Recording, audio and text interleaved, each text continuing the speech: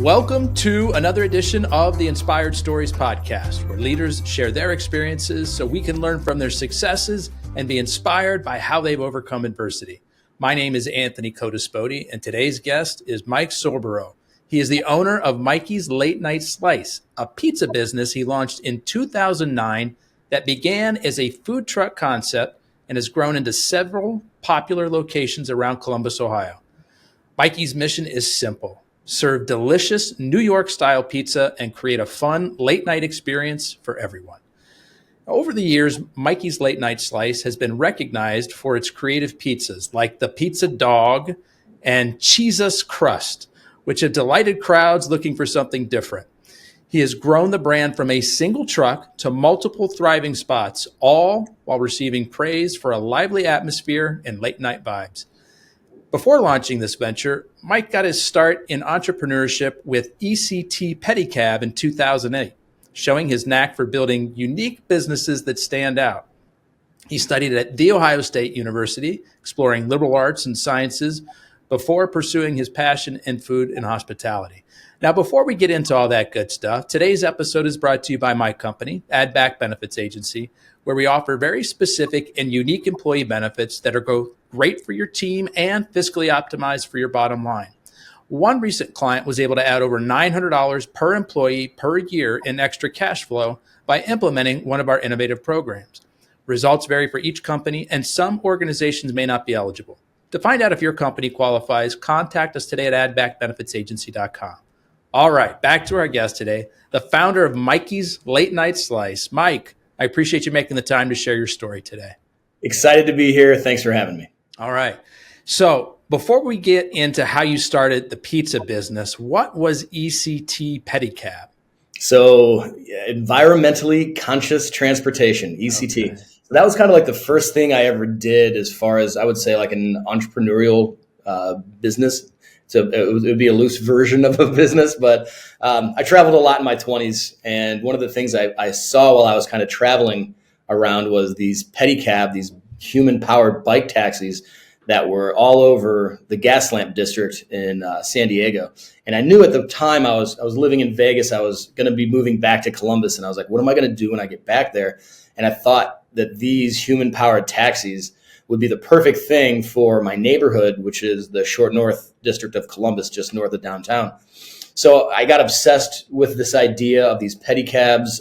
I dug in, which I often do. I think this will end up being a theme for, kind of my story here, is I just dug in, got obsessed with these things, learned everything that I could possibly learn about them, ended up buying 5 of them, and got back to Columbus, and these things got delivered about 2 weeks later. And that was the start of ECT Pedicab. Where do you buy a pedicab from? There's actually a lot of there's a number, probably not a lot, but a number of pedicab manufacturers stateside that create these things, and it's a thriving little industry into of itself, which is kind of cool. So when you say you did a deep dive, you were obviously looking at multiple manufacturers, but what were you doing to better understand the business opportunity there? I mean, really just learning the business of bike taxis. And by business, I mean, it was really pretty simple. And I think this is still applicable today, even though this was, 14, 15 years ago, 16 something years ago. So, for a little business where you ride one of the bikes and then rent out the other, few that you have, it's a really cool little business, and I would say it's enough to, be really independent and make, some decent cash. You rent out the sides for advertising. You rent the bikes out just like, a taxi company would rent out a taxi. Got a little garage for him, a little repair shop. And it was a really cool little business. I'd say it was a wonderful way to kind of dip my toe into what entrepreneurship would end up being like. And so you get these 5 taxis delivered. Are you driving or riding, propelling one of them? I don't know what the right verb is. Right. One of them yourself, and then you've got some buddies who are signing on to do this too? Or how does it work when you first get started? You absolutely nailed it. It was all friends. Yeah. So I had my bike, and then I had 4 other bikes that I would rent to my friends. And this was, we were in our mid to late 20s at the time. So the perfect thing for a bunch of nomads to just hop on, make a few bucks at the end of the night. I mean, we were just like a little biker gang. We just happened to have these giant tricycles, and we'd hang out at night and we'd take people to and from their last mile. We were never really a long form of transportation, but it was a really fantastic way to just get from your parking lot to the bar, or from bar to bar, or from bar to home.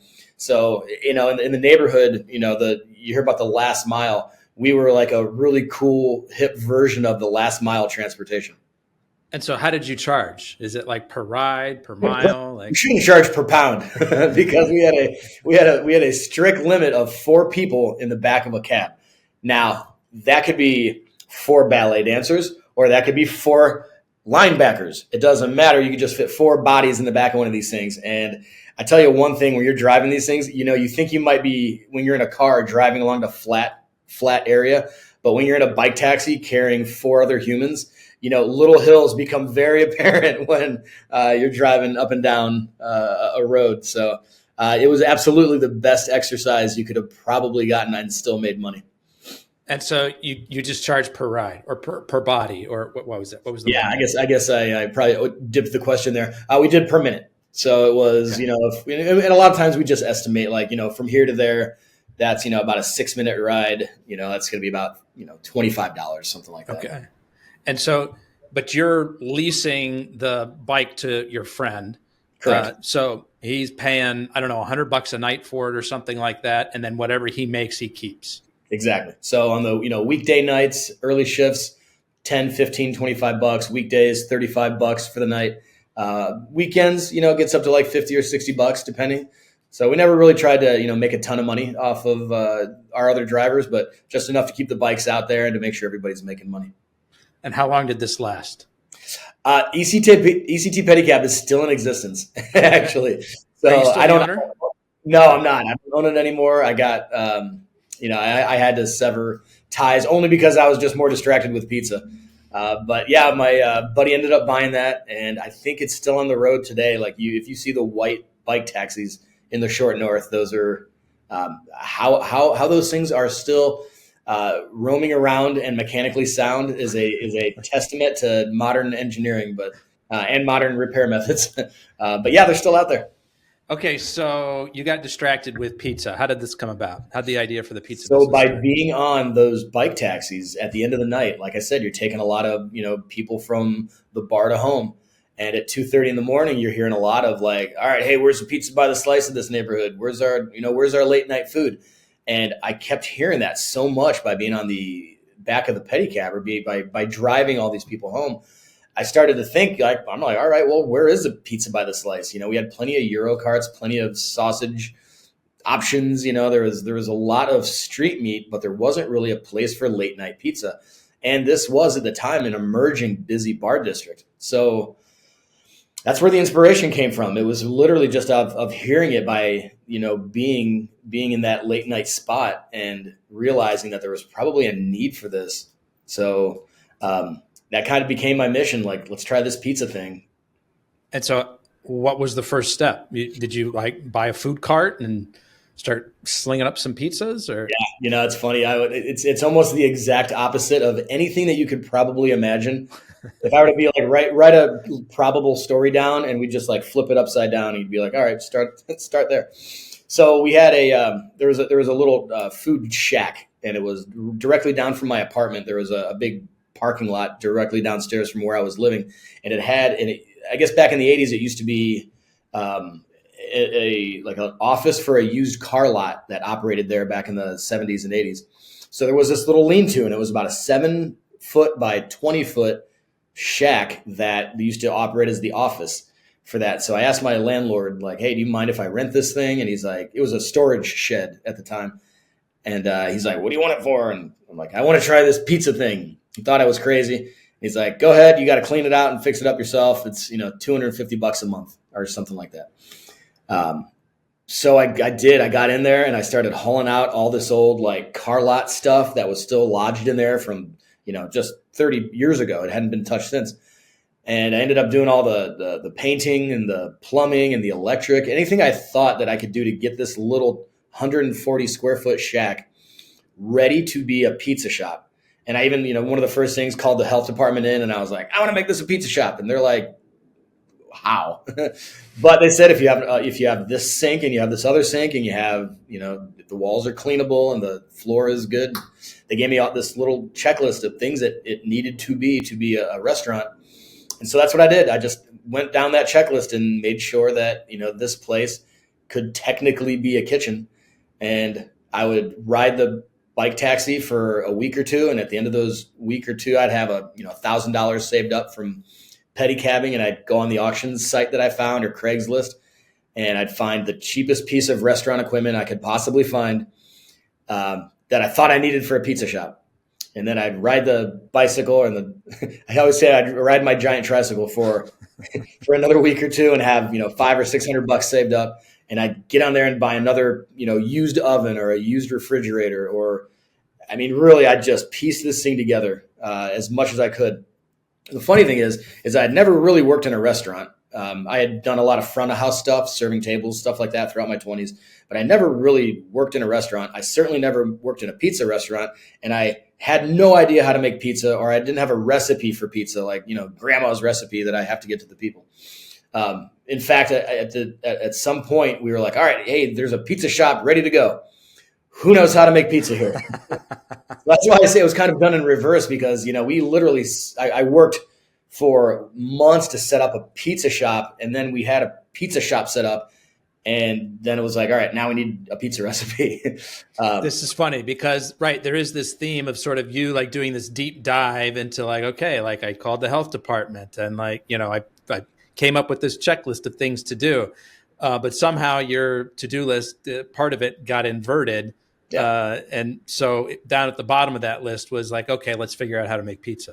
Yeah. Oh, exactly. Yeah, exactly. And we didn't even, for the first little while we were open, I would say the first 2 months, we never even made our own pizza. We would buy pizza from other pizza shops, and we would just essentially we were buying ready to go pizza and just heating it up and selling it. And at that, at one point, the pizza shop we were kind of partnered with, they're like, all right, listen, we got our own pizza shop to deal with. Go, buzz off, find somebody else. We're like, all right. And I had no idea that food service companies existed, like the GFSs and the Ciscos and the RDPs. I had no idea those things existed.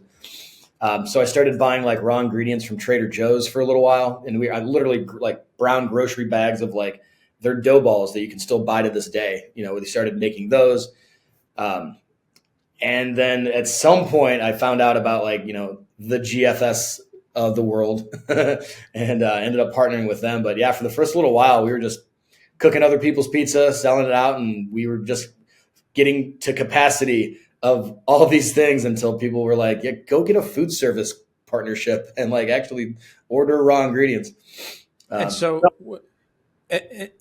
what was the reception like on the consumer side in the early days? Was it just like, hey, you're in the right place, and so you put a sign up and people just showed up, or how did you sort of promote yourself? Yeah, and that's the whole other side of this thing is that we didn't just take this crappy little shack and start slinging slices out of it.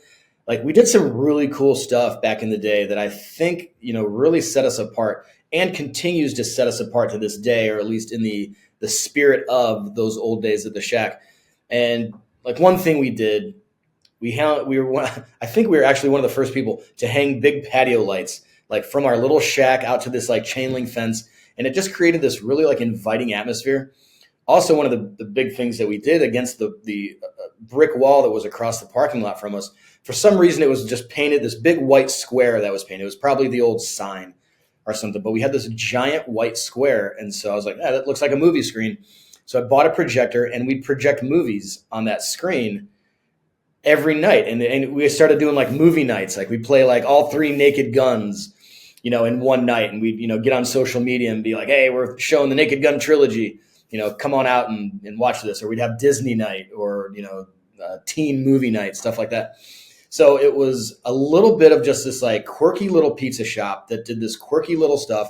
We had a lot of signs on the building that were just funny. My background when I was serving tables was at Dick's Last Resort. I had worked in a number of those around the country. Room service that's sort of played over the top. Yeah, exactly. Just, kind of sassy service. So, and I lived in Key West a little in my 20s as well. So, I mean, just having those like, those shacks with a little bit of personality is what I really intended to make this thing. It was never necessarily about pizza. It was about the spirit of this little shack and the personality of it that really, I think, drew people to the uniqueness of it, because it really, at some point, and we didn't maybe know this at the time, but we were kind of creating a little bit of pop culture in this dark little corner of the short north, that I think still has a little bit of, there, it still resonates today. We still try to be not only a pizza shop, but we try to be just a really cool spot to come out and take people to and to hang out at. And we happen to sell pizza. So I want to ask about the licensing of showing those movies. At what point did somebody let you know that was an issue? I'll tell you an even funnier story when it comes to licensing. So around July 4th weekend of 2009, I had this pizza shop ready to go. And I had spent every dollar I had getting this thing ready to sell pizza. And I had rent due. It was July 4th weekend, and I think I had rent at the time. And I called the health department up, and I was like, all right, we're ready to go. I need you guys to come in, inspect this thing, and I got to sell pizza. And they're like, all right, well, we're really busy right now, and it's going to be about 5 to 6 weeks because we're backed up. And I was like, all right, put us down. And I hung up the phone, and we opened quietly that night. So for the first 5 or 6 weeks of Late Night Slice's existence, we were unlicensed just because I didn't have an option. Like that wasn't even a possibility to wait 5 or 6 more weeks. Like I had sunk everything, and here's by sunk everything, we're talking like $5,000 or $6,000, maybe $7,000. Like in the grand scheme of things, in the grand scheme of starting a business, practically nothing. But when you're a 20-some-year-old who's just trying something out, that was that was blood money. That I needed that.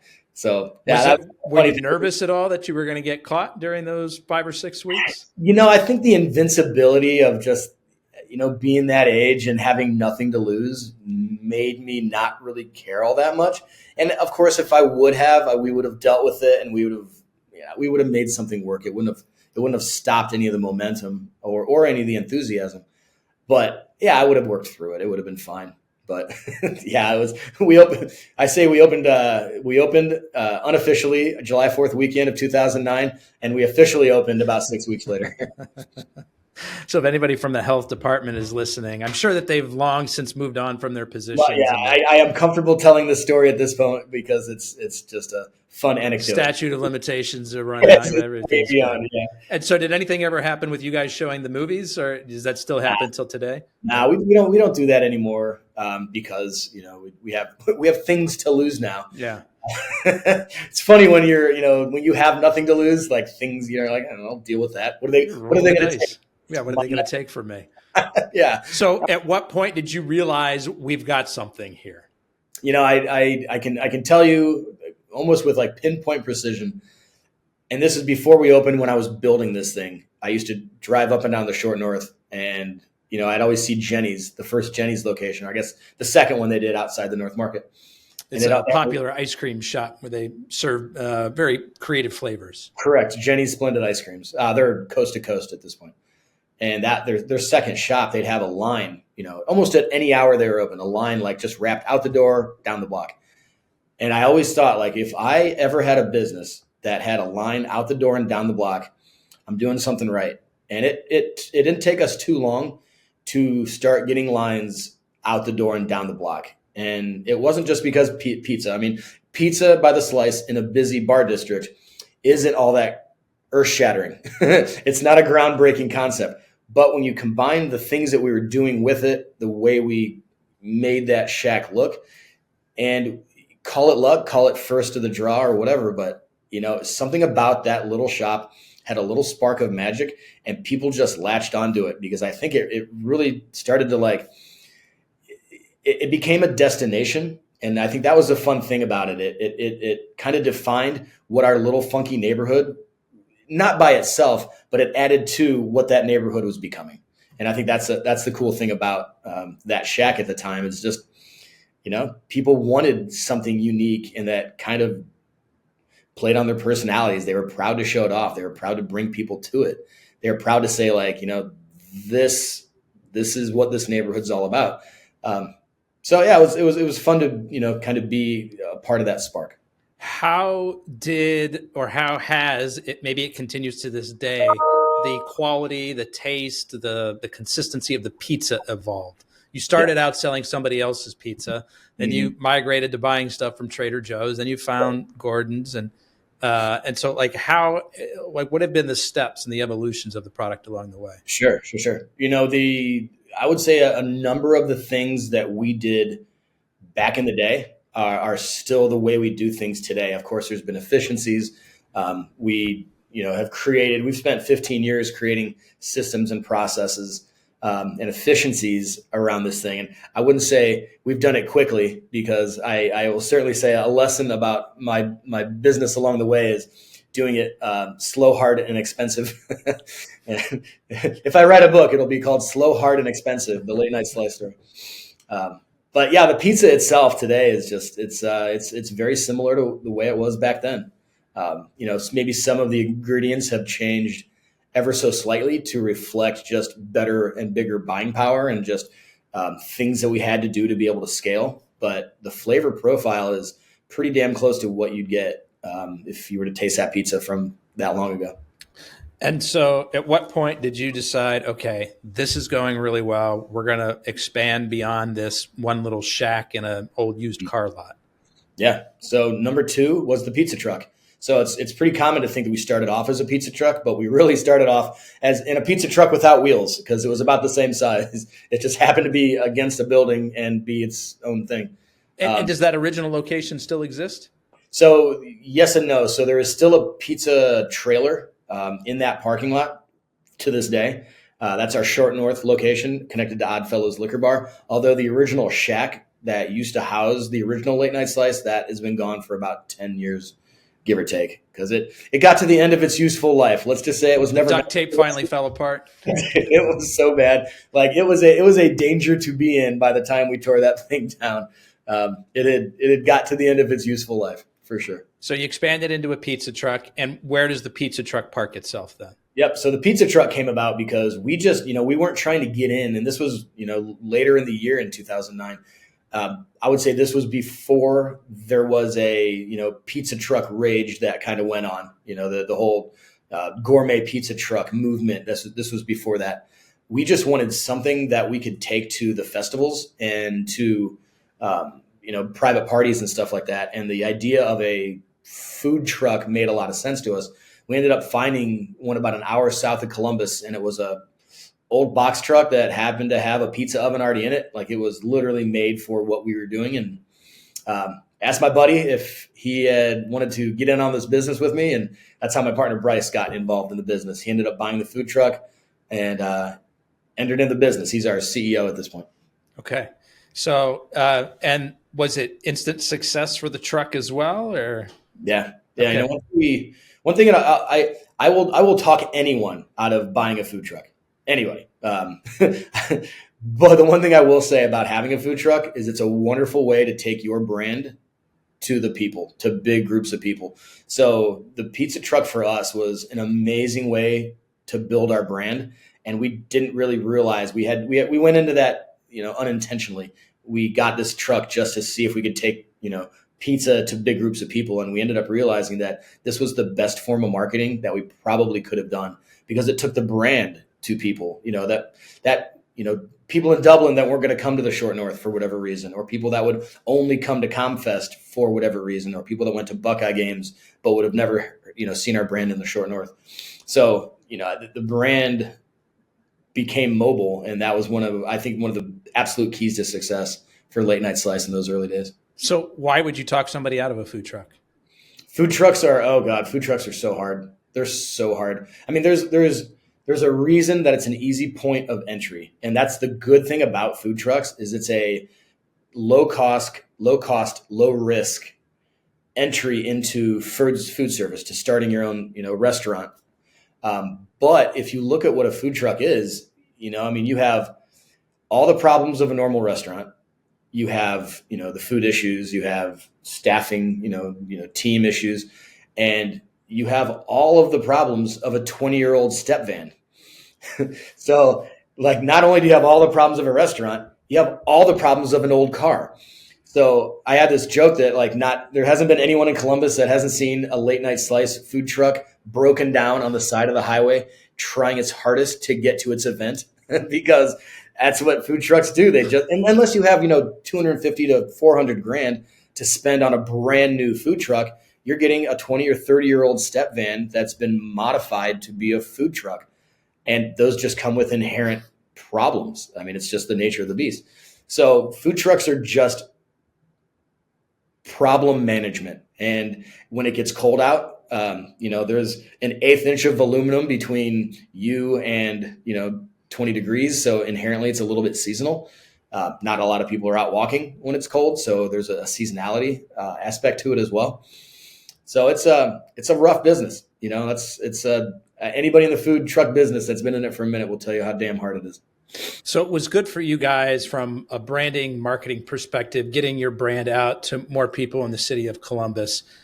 Was this sort of a pathway then to you guys opening up a first sort of traditional physical location? Yeah. I would say the third thing we did was Woodland's Tavern. So they had a kitchen that was, built into their bar. And it was dark. I had some buddies in there. They looked over and they're like, "Hey, why is that kitchen dark?" And the bartender told them, they're like, "Yeah, our owners don't want to deal with the kitchen." So they called me right then and there. And they're like, "Hey, we're at this bar. It has a kitchen that the owners aren't using. You should talk to them."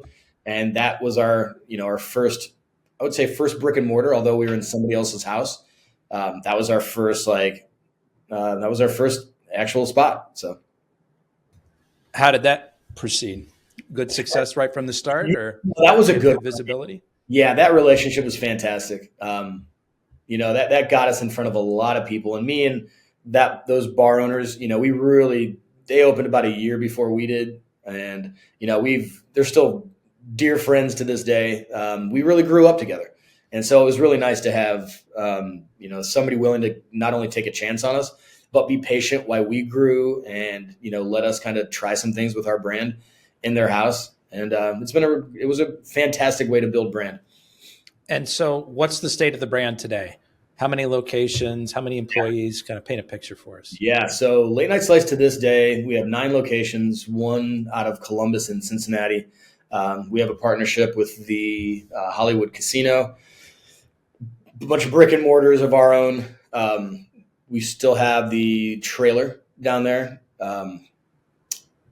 We employ 220 or so team members at this point.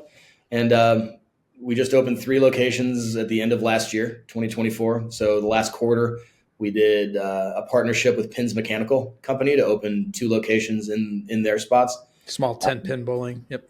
Correct. Yep. Really large format anchor tenants of large developments. So they had a hot dog concept that they didn't want to spend any more time on. So we took over those hot dog shops, and those have been absolute slam dunk locations for us. And then we just recently opened on Ohio State campus as well. And all 3 of those locations are going great. Essentially, those 3 locations are going to practically double the size revenue-wise of the business. Wow. So yeah, it's been a busy year. We've become really laser focused on, what we want to do, where we want to go, how we want to do it. So we're excited, man. It's a good time for Late Night Slice. 3 locations just in the last quarter of 2024. That, for a company your size, that's a lot of growth all at once. Hell of a sprint. It was an incredible sprint for us. But I think it goes to show you, I think it's common to say in a growth spurt like that, the wheels got shaky, but they never came off. And at this point, we had such a great team that the wheels never really even got shaky. It's not saying we were without, incident or hardship, or we had, our struggles for sure. But, as far as opening 3 locations in as many months goes, it was really smooth. So, we realized that, I always use this metaphor that we have a really good car, we have a really good pit crew, and we want to drive fast. So we just got to make sure we're on the right road in the future. And that's what we're really focused on right now. So what does the future look like? Future looks like more locations in and out of Columbus. So we think there's still room to grow in Columbus, but really for the brand to be able to, stand up as high as we want it to, we've got to have proof outside of Columbus. Unfortunately, our Cincinnati spot, that was kind of a victim of, I'm going to use that, say, a victim of COVID. The area that we opened up in wasn't progressing as fast as we thought it was going to. So I don't think that's our best foot forward as far as an out-of-market location. It is still in Ohio. But yeah, I'd say that's the future right now is looking for a, outside of Columbus location or 2 or 3, and making sure this brand can stand on its own without being as recognized as they are in Columbus. Are these going to be corporate-owned locations? Are you guys exploring the possibility of franchising? Yeah, all corporate-owned. Yeah, we haven't really done any franchising, and we don't really have much interest in it. And what particular challenges do you foresee going into new markets where, exactly like you said, maybe you don't have the same name recognition that you do here? Sure. We have we're very, very lucky to have as much brand equity as we do in Columbus. It's a really awesome thing to be, to be known for what we do in this market. So I think what we really got to see is, how far does that brand equity stretch? Do we have recognition in Cleveland? Do we have recognition in Dayton?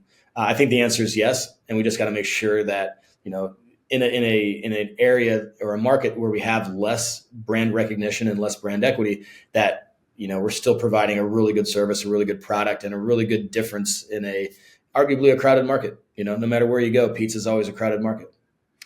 Do you guys feel like you're ready? Are there announcements coming, or are you still catching your breath from that growth curve of the end of last year? Yeah, both. I would say there's not an announcement ready, but we're looking really, really hard at outside markets right now. So it's a combination of really finding the exact spot and making sure that we don't mess it up. So we're certainly, this is one of those things we'd rather do it right than do it fast. And it's taken us this long to get this far. So, we're not in a hurry, but at the same time, we want to keep this momentum. We want to keep this enthusiasm going because it's fun, and we found that we have the team that is chomping at the bit to keep this kind of momentum going. And that's what pushes us, is the team's ready and the team's excited. So you've kind of touched a little bit on what the vibe of the brand is. Kind of paint a little bit more of a picture for us on what the experience is like going to the restaurants. You've got these unconventional pizzas like Cheesus crust and Pizza Dog, DAWG. Kind of walk us through how all this connects. Sure. So in the early days, and I think the locations that we've talked about up to this point were all kind of like an old style of our locations. They were a walk-up shack, a concession stand, really, a pizza truck, a food truck. And, the third thing we did was a bar kitchen, so really just a counter that you could walk up to.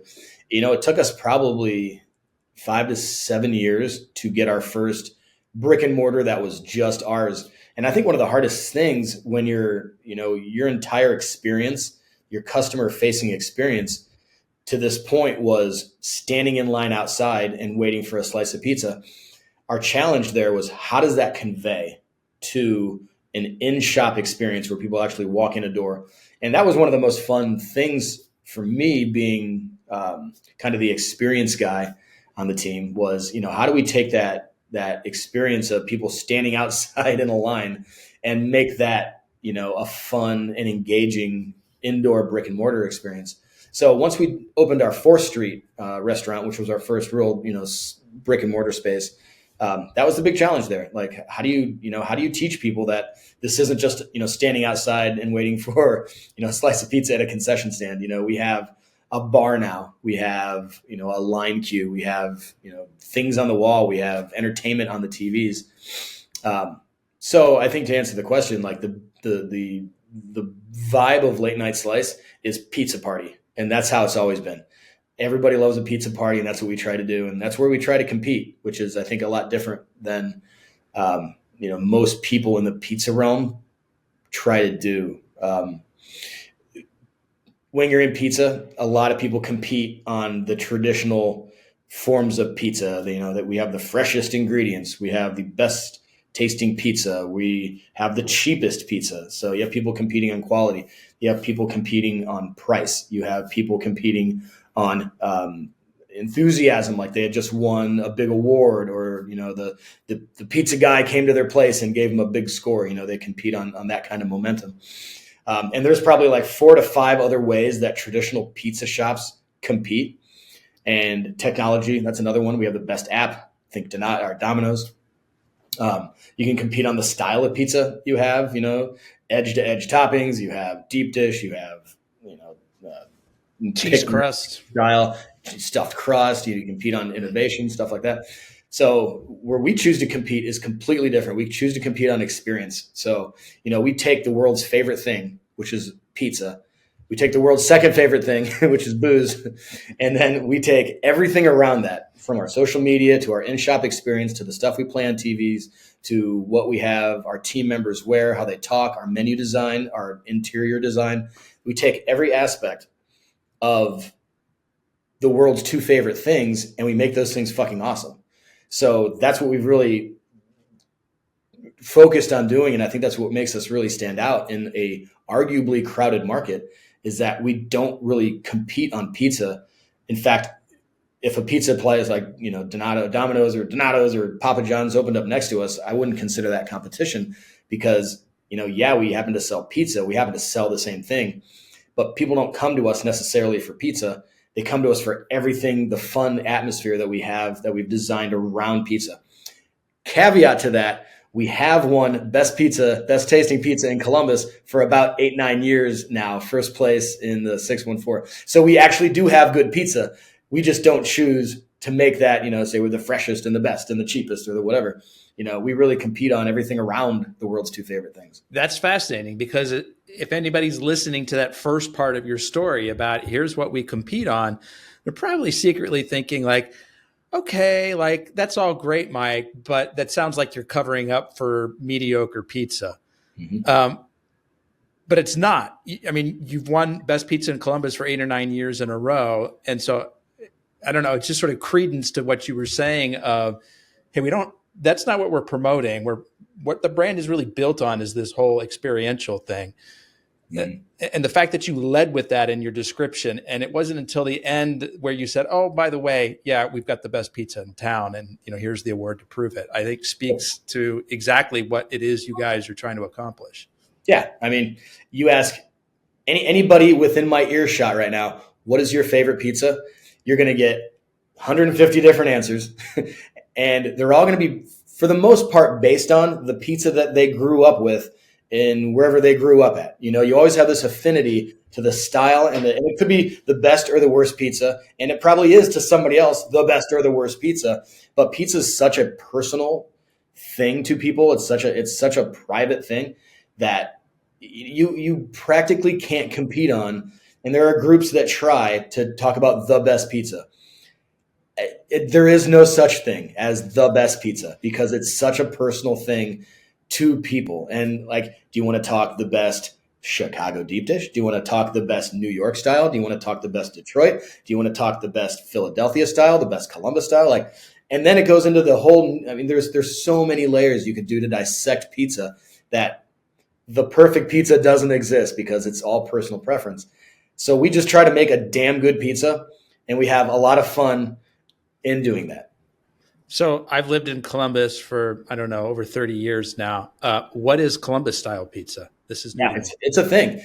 So picture the Massey's, picture the Donato's. So the edge to edge toppings, party cut, which is that, the square cuts as opposed to the triangular cuts. They use a flavor profile wise, they use a mozzarella and provolone blend of cheese, where depending on where you go throughout the country, it's either sometimes all provolone, all mozzarella, slices and whatever. So there's definitely a different flavor profile to a Columbus style pizza, but it's kind of the one that if you've grown up in, I would say in the Ohio Valley area, the Midwest, you have that similar, taste of that flavor profile. You're just used to it. It's what you've kind of grown up on. And that differs by region. It really does. Walk us through surviving COVID, and then how the business has evolved coming out of it. Yeah. Hey, we're still here. So how about that? That says something. It actually says something, man.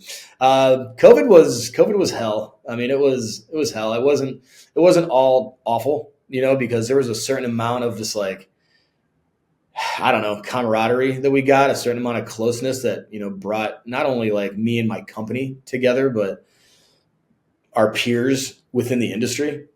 Like it really did bring us together. And it was kind of like we're all going through this type thing, So, when we got shut down, we did the absolute best we could to make sure our people were taken care of. But what we also did is we made some very swift measures and very swift decisions to make sure the business was in survival mode as well. So those decisions were very, very hard. We had to let some very like key and very awesome people go in those early days. One, because we wanted to serve, we wanted to mothball the business essentially, but we wanted also those people to not be just drug along. We wanted to make sure that they had the best way to survive as well. And that we didn't think that the best way was be strung along in a restaurant that may or may not survive. So, a little bit of mercy, a little bit of self-preservation, and you learn along the way. When there's not a playbook to read from, you do your best to survive. You do the best you can with the rules that you're provided with and the box that you're allowed to operate within. And we just got through it, the best we could. And it was hell. And it still to this day, we have ghosts of that era. I would say we're a better company on the way out of that. And 5 years. So? Oh, just when you're forced to make decisions when you're forced to make quick, hard decisions, decisions that you probably knew you maybe needed to make, moving on from a person or, getting some certain things done that would have probably taken you a year because you just didn't have the pressure. When you have all that pressure, the kind of like the everybody get in this room, shut the door, we got to figure this out type of problem. And when you're forced to do that really, really quickly for the survival of the business and the survival of your livelihood and the survival of the brand, it's not necessarily a bad thing, although it hurts and you would have just done it differently otherwise. But on the other side, you're a better company because you had to make those quick, hard decisions, which, like I said, you may have got to the point of those results. I think it just would have taken you a long time. And that's the hard thing about, hiring friends and liking the people that you work with and just having a small business. Small businesses they're inherently small. You get to know everybody really well. They're your family. Yeah, you've talked about team and wanting to take care of the team, and it's a really good point. And I'm kind of curious, as you guys were going through this really aggressive growth curve at the end of last year, what strategies have you found to kind of do a better job of recruiting folks, retaining folks, especially in a time like that, in a market where it's hard to find folks as it is? Yeah.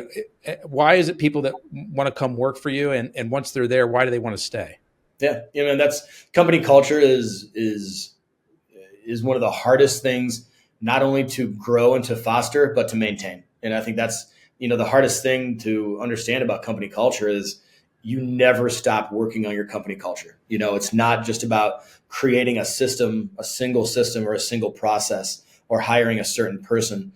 And then you're like, all right, we have culture now. Like culture is something that you work on. And especially in the restaurant industry or any, hospitality, let's say, or anything with a higher turnover rate, in a year or two, we could have a completely different team. And if you're not completely working on, the culture of the company and what the company means to people and what it means to its customers, you lose your way really quick. And that's, I think, one of the hardest things about COVID is we turned the restaurant and team members into the frontline police, and that sucked. And that was really hard on a lot of people. And no matter how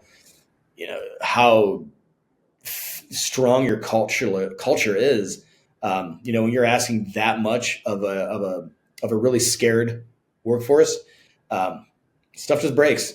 But I would say what we learned is a good company culture. Along the way, we've learned, a strong company culture acts as an immune system for team members that you would have, probably would have failed out easy. So, you say it acts as an immune system for bad hires, because when they see such a strong when they see such a strong culture, they automatically know whether they'll fit or not. And that's one of the things I think we learned on the outside of this is you have to maintain culture. You can't let it. It's something you got to work on, and the results will be longer term team members, and of course that means stability. And when you have a stable team and they're excited to come to work, they're going to allow you that opportunity to grow.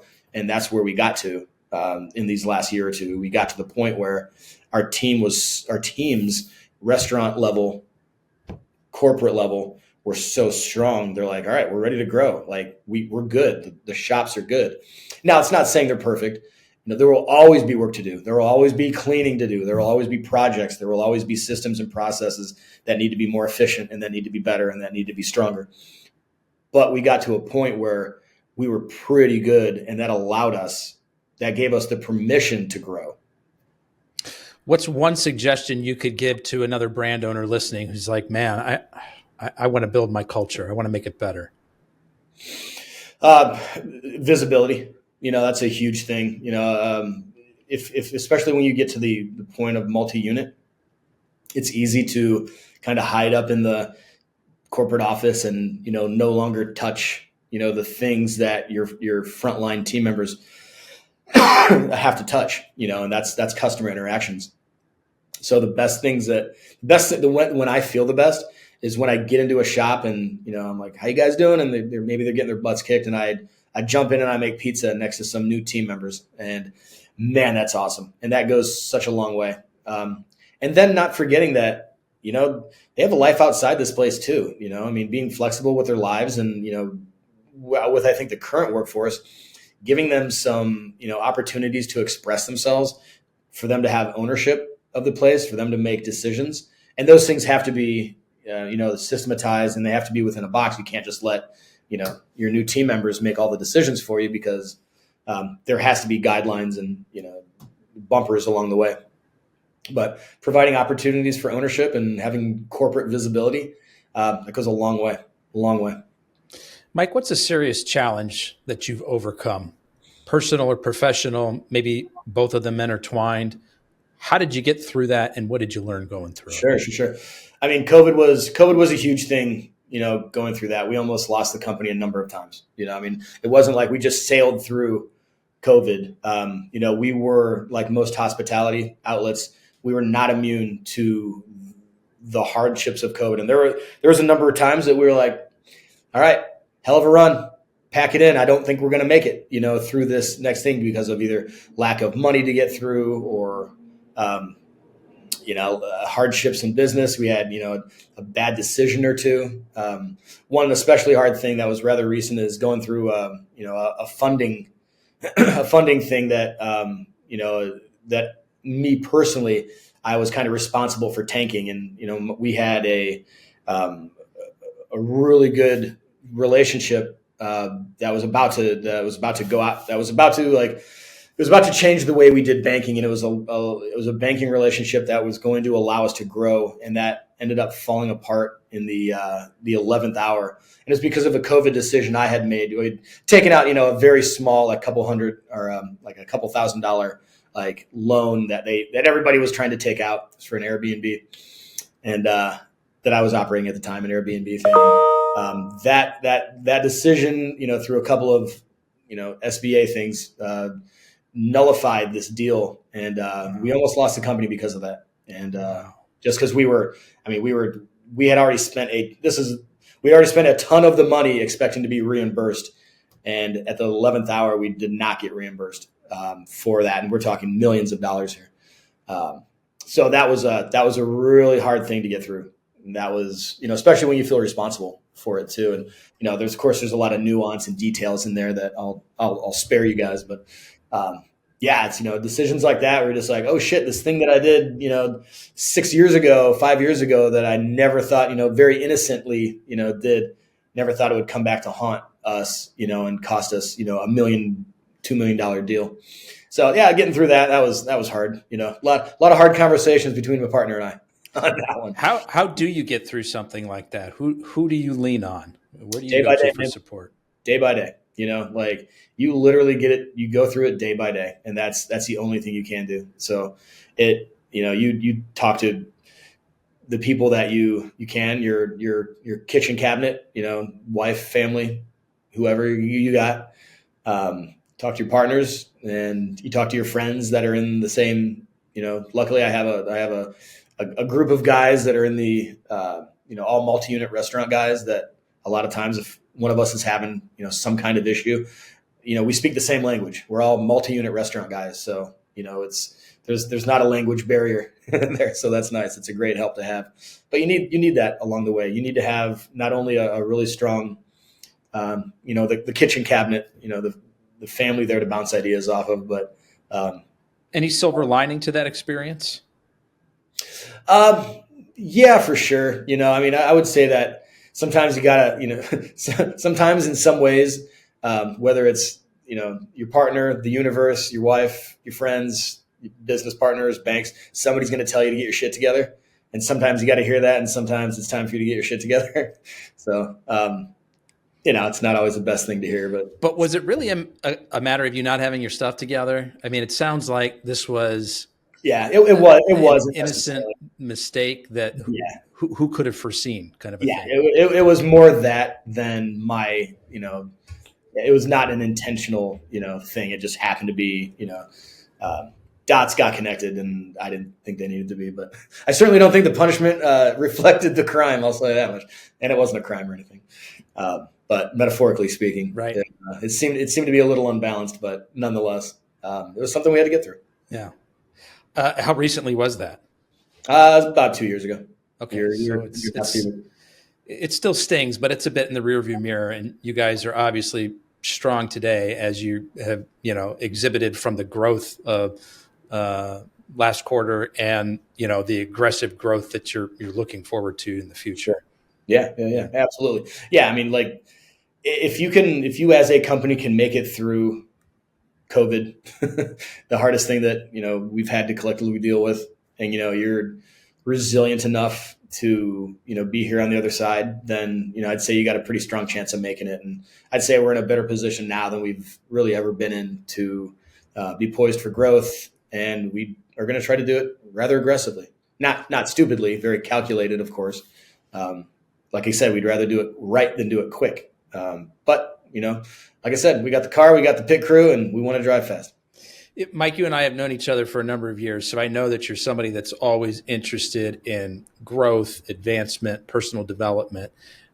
Curious if you've got any recommendations for the audience in terms of like a book or a podcast or a course, something that was really instructive to you that might be helpful for other folks. Sure. I kind of have a rule that, if anybody ever recommends a book, I just get on Amazon like that minute and I buy it.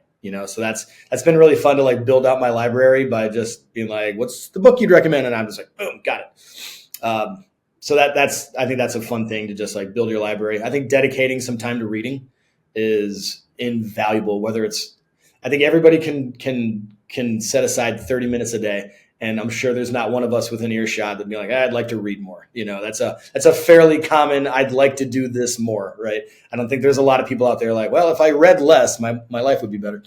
So, getting through some of those, the top 10 famous business books, God,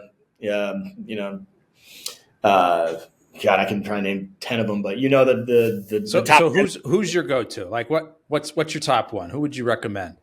If people are listening and you know that they're going to go and they're going to click that buy now on Amazon button because of your recommendation, what's the one they got to have? Sure. Oh God. The Millionaire Next Door. That was an awesome one.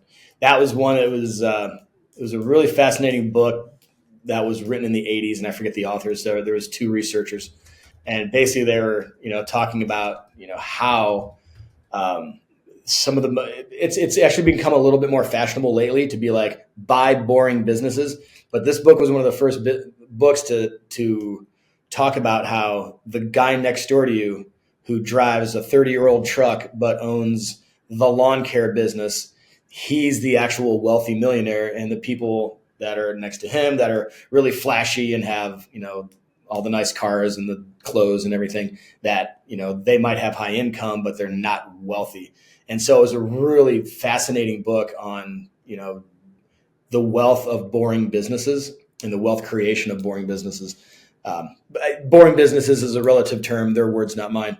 But yeah, I would say Millionaire Next Door. That was a really fun read for me. That's Thomas Stanley and William Danko were the authors. Yeah, published in, maybe it's a republished in 2010. As you're saying, it's an older book than that. Yeah, I believe it was 80. That could be wrong. Yeah. How about some daily practices, Mike, that help to keep you targeted and on center? Mm-hmm.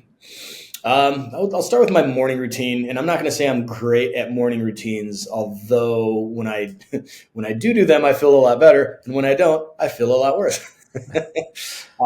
Funny how that works. Yeah, it's funny how that works, right? So I try to get up between 5 and 5:30. I find if I go to bed early, I get up early. If I go to bed, early, I get up early. So if I get up at 5, I have young kids, a fairly young family, 3 and 5-year-old boys. So, the first hour to hour and a half, 2 hours of my morning, I find are the most productive because there's nobody around asking me stupid questions like, do sharks eat cheeseburgers and stuff like that? Which switch turns on the garbage disposal? I guess what I'm saying is I have a family with a lot of border issues. They don't know when to cross. So they have all boundary issues, I guess is what I'm trying to say. So if I have that hour and a half or 2 hours in the morning where I can just get a little bit of work done, do some reading at that time, I usually spend about an hour working out. I'll go to the gym. I've been doing the CrossFit thing for about 7 or 8 years now, and that's been amazing. Not for my joints, but for every other aspect, it's pretty awesome. Might be time to switch up and do what Tom Brady does with the bands. He credits that for his pliability. I don't think I can do this forever, but it's working right now.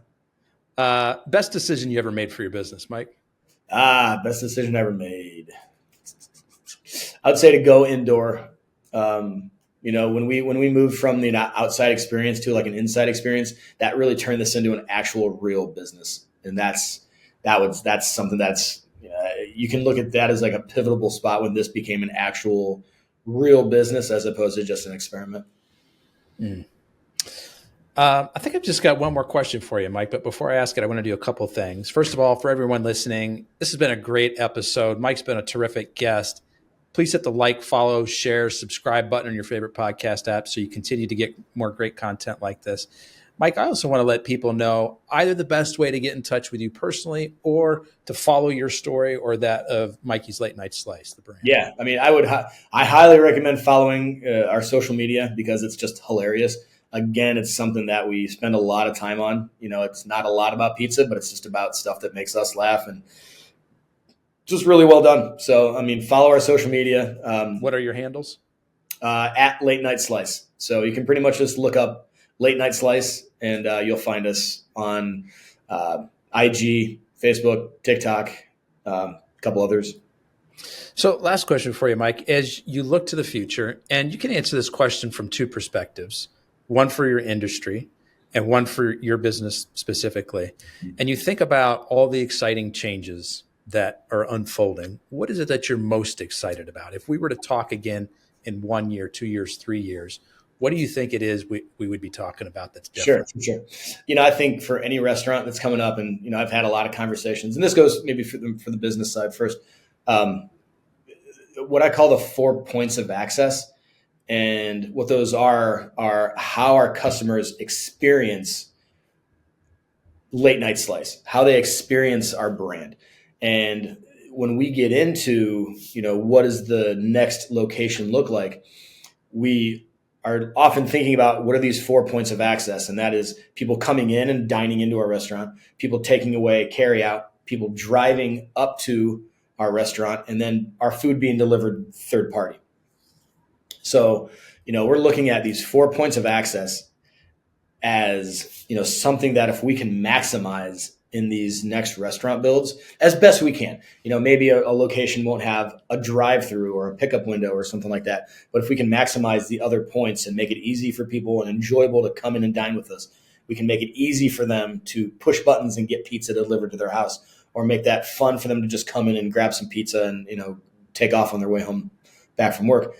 We think we're going to have better success than just opening our doors. So we spend a lot of time thinking about all points of access.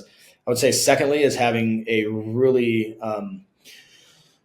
I would say like a destination-based offering as far as our food goes. So, when we look at our pizza, is our pizza enough to draw people in? Let's say yes, but where are the other opportunities to draw people into our brand? Our dessert program, I think we're going to be spending some time on that, to where we really want people to want to come in because we have a really unique and alluring dessert set. Likewise with our drink program. So, we have our main set of thing, and 99% of people are going to walk in for a slice of pizza. But if we can make our dessert program and our drink programs amazing as well, and maybe some people will come in specifically for those two, I think it's really going to set the locations and the brand up for success. What do you think the dessert program is going to look like? I don't know, man. I've been thinking about it every day. So we just have these Rice Krispie treats that we call them unicorn bars, and they're made with Fruity Pebbles. So those are, one part of our dessert program. Not bad. I think we'll always have those things, but we want to make the program a little bit better, a little bit more alluring and drawing. We just decided to launch cinnamon breadsticks because we're already making breadsticks. So we might as well make a cinnamon version with like a icing drizzle. They're super good too. It's very common things you'd expect. We want to get a couple things in there that are unexpected, that really draw people in just because of that and make us a destination. So something that's unusual, or are we talking like chocolate cake and ice cream, apple pie, or like something a little bit more wild and bonkers? Wild and bonkers. That's what we're aiming for. It's just something that's going to make people, maybe there's something nostalgic that, used to get served at the school lunch or something like that we can bring in that is really going to make people, like think like, hey, I want to go there not only for their pizza, but because they have this awesome dessert as well. What can you say about the drink program? You guys have got a full bar at some of your locations already. Yep. Are these again, sort of like bonkers, like wild, crazy cocktail combinations that you'll come up with? Sure. So there's two sides of that one as well. So we have our alcoholic drink program, which I think is going really well in the places that we do have alcohol. And there might be different versions of that. Like we have a version of our alcohol program where it's nothing but cans, ready to drink cocktails, martinis in a can, cans of wine, ready to drink cocktails, seltzers, stuff like that. But then on the other side, there's a whole movement going on in the non-alcoholic drink side. This is kind of, I would say, pushed really hard by, or maybe even started by this brand called Swig out of Utah. And they're just drink-focused drive-thrus. And that's all they do is these really crazy drinks, dirty sodas, stuff like that. So I think, and this is going around industry right now. McDonald's has a spin-off concept called McCosmics that's really just heavily crazy drink-focused. Starbucks is doing this as well. So, I think if we can combine awesome drinks, awesome dessert, awesome pizza, and put that all into one house where people are, maybe coming in for a slice of pizza, but they're really excited about the drinks we offer. And maybe even people are just coming in for the drinks. I think we're going to have a real winning combination. Well, fun stuff on the horizons. Well, Mike, I want to be the first one to thank you for sharing both your time and your story with us today. I really appreciate it. Hey, it's been a real pleasure. Thanks for having me. Folks, that's a wrap on another episode of the Inspired Stories podcast. Thanks for learning with us today.